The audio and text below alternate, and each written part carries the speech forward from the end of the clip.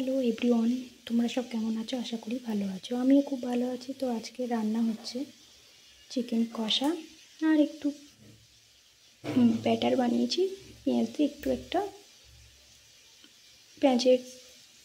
পেঁয়াজ দিয়ে বেসন দিয়ে একটা চপ মতো তৈরি হবে।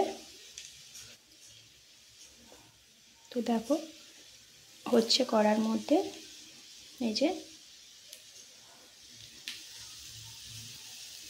দেখতে পাচ্ছ, আর এই যে চিকেন রেডি, কেটে কুটে গোছানো আছে, সব মশলা রেডি করা আছে। তো এটা হয়েই গেলে চিকেনটা বসাবো।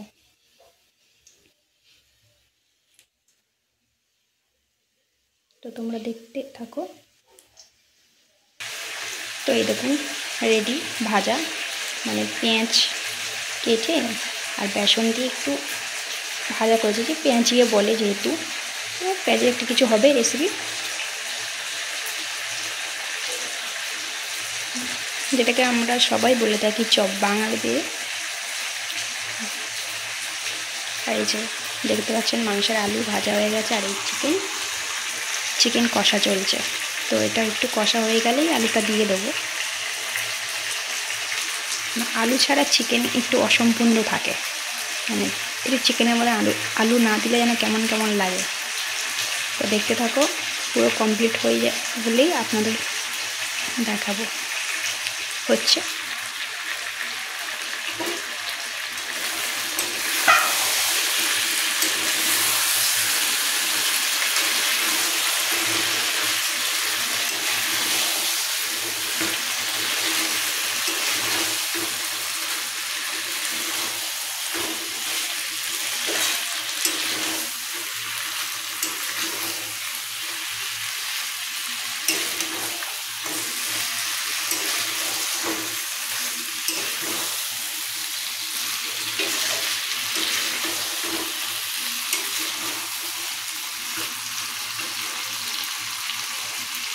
তো তোমরা দেখতে থাকো।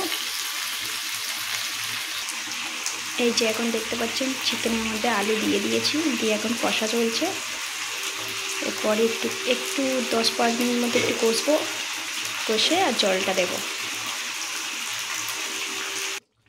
এই যে দেখতে পাচ্ছেন চিকেন ফুটছে টকবগিয়ে। তো আর 2-3 মিনিটের মধ্যে চিকেন রেডি হয়ে যাবে, হয়ে এসছে। তো চলো পুরোপুরি রেডি করে তোমাদেরকে দেখাচ্ছি।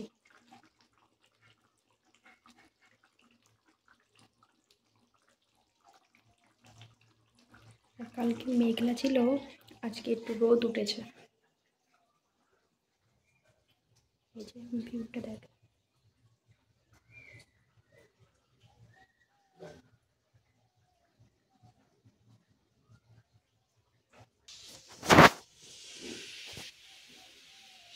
তো এখন চলছে গ্যাস মোছা, এগুলো মুছছি।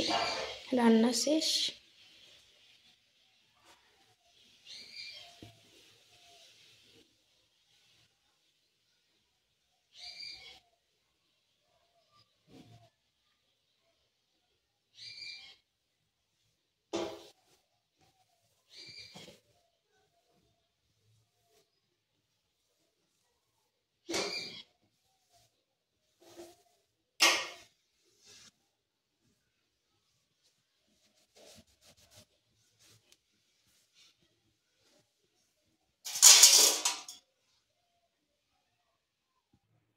তো চিকেন পুরো রেডি, নামিয়ে নিয়েছি।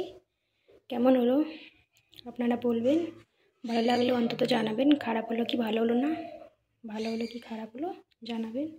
আজ এখানেই শেষ করলাম, নেক্সট ভিডিও আবার দেখা হচ্ছে।